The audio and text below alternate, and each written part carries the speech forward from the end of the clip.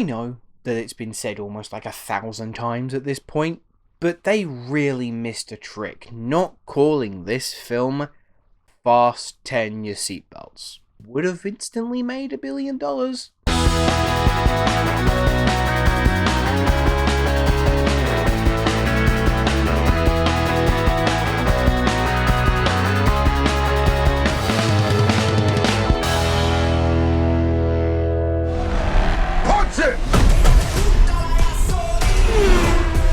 You know, we'd already be there if Roman wasn't driving Ford Knox on wheels. You see me shining, baby? We're locked inside. It's a trap. That's a bomb. All right, dorks, what are we blowing up? What? The Vatican? Wow, you guys are going to hell. No! Get out of there! How's it going, guys? Welcome back to my channel and time for another episode of Luke's Reviews. On today's video, rev up those engines, light those barbecues, and pop open a bottle of Corona, for it is the family reunion to end all family reunions in Fast X. Life appears to be pretty peaceful for the Toretto clan. Dom and Letty are enjoying parenthood, while the rest of the gang are quite content doing their own jobs to get by. However, Dom's past soon comes back to haunt him, as the son of the crime lord from Fast 5 is on a mission of vengeance, looking to make Dom and his family suffer as much as possible. Can you honestly believe that we are up to the 11th film in the Fast and Furious series? Technically it's 10, if you're only counting like the main saga and not the Hobbs and Shaw spin-off, but still, it's unbelievable. A series that began life as Point Break with cars has now become one of the most popular action blockbuster franchises of all time, and a beacon of scientific integrity. Alright, maybe that last bit wasn't true? Yes, Fast X has now sped into cinemas in what was initially planned to be the first of a two-part finale, but in the past week or so, Vin Diesel just decided at the premiere that nah, sod it, we'll make a trilogy out of this. I'm not leaving. I'm not leaving. I'm not fucking leaving! But the appeal of this series, at least in these latter installments, have been the outrageous and crazy action set pieces, where physics and logic are just thrown out of the window and situations are resolved by driving into things very fast. Admittedly, as much as I liked Fast and Furious 9, I did feel like that spark was missing, and I think they also took this ongoing joke of everything being ridiculous just too far. But can Fast X hit the gas when it needs to? In short, pretty much, yeah. Fast X plays all of the familiar tunes that you are accustomed to seeing in a Fast and Furious movie. For some of you who may be wanting kind of newer things in this franchise, you're not really going to get that. But for me, who kind of just goes into these films to be entertained, I kind of can go in knowing what I'm to expect, those expectations being met, and I have a good time, then I'm more than likely going to leave happy. Entertainment is Fast X's main objective, and director Louis Leterrier, who comes on to replace Justin Lin, who unfortunately left the project due to creative differences, but he succeeds in that objective. Leterrier manages to keep the spirit of these films alive, whether it be the electric action sequences, or not so subtly reminding us about the importance of family. I don't have friends.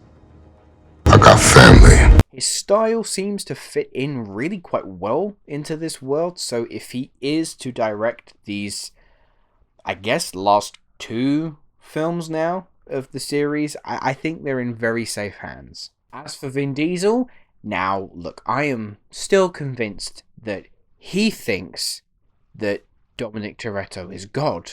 But besides the God complex, Vin Diesel does everything that he needs to do in this role, and as he has always done. And in his own special way, it just works. Don't get me wrong, there are quite a number of instances here where his mumbling is so bad. I really struggle to make out an unfortunate amount of his dialogue here. It's indecipherable at points. But the whole kind of doing as they've always done is the same notion for the rest of the main ensemble, really. Michelle Rodriguez, Tyrese Gibson, Ludacris, Nathalie, Emmanuel, Kang. They all know these characters inside and out, and we know them as well, or at least if you follow them along for all of these movies. So they're just having fun playing those characters, but in just a new and different settings. All of them have the exact same character tropes. There isn't any development. Look, in an ideal world, I wish there could be, but we have fun with these characters being who we know them to be, and if they can behave in that way in these ridiculous circumstances, then I have no complaints. John Cena also returns as Jacob, who is Dom's brother. We were first introduced to him in Fast and Furious 9, where Jacob was actually the antagonist of the movie. Spoiler alert, he doesn't remain the antagonist and is eventually won over by the power of family. But in Fast X, Cena's performance is drastically different to how he was in the previous film. They are almost like two completely different characters. In Fast 9, he was cold, he was ruthless. Here, he's basically like every other John Cena performance we've seen. He's a little goofy, quite silly, he will kick your ass if he needs to, but he has a very likable charm about him. It makes no sense why all of a sudden we have this character change, but regardless, this is the type of character that Cena can play in his sleep. I kind of buy into it. It's fine for me. Brie Larson and Alan Ritchson also pop up as kind of newbies in this series, and they're good, and they're fine. They don't really leave much of a lasting impression, but they're okay.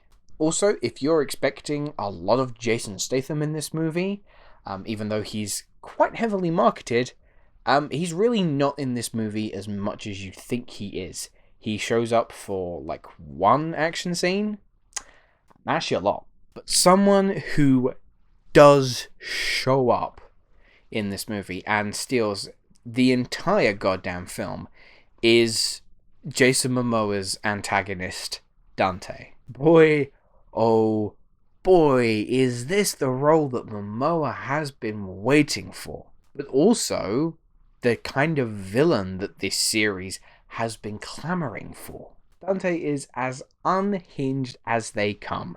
Driven only by his quest for vengeance, he is hell-bent on wreaking havoc and has literally nothing else to lose, which makes him far more dangerous than normal. But more than just his solid determination to fulfill this promise of vengeance and revenge, is that he is as crazy and bonkers as they come. Momoa is eating every morsel of this role up. He is relishing in every demented and unhinged thing that Dante does. He makes for a truly memorable villain and easily one of the best foes that this entire franchise has come across. Simply put, Momoa was made for this role. He absolutely crushes it. But we all know what we come for in a Fast and Furious movie, and that is, of course, the action. And as it's Fast and Furious, action sequences should be improbable, defying the laws of physics, but also deliriously entertaining to a point where you can shove popcorn in your face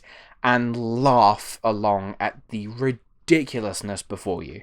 The sheer level of happiness that I had watching cars and watching people do the most outrageous things I have seen, but seeing it on a big screen, it's honestly the most fun I've had in a cinema screen all year. Now, as far as story is concerned, which typically isn't something that you really come to a Fast and Furious movie specifically for, well yeah, that story isn't exactly wonderful. Besides Dante's hunger for revenge and punishing Dom for everything imaginable, Fast X's plot doesn't really leave all that much to be desired.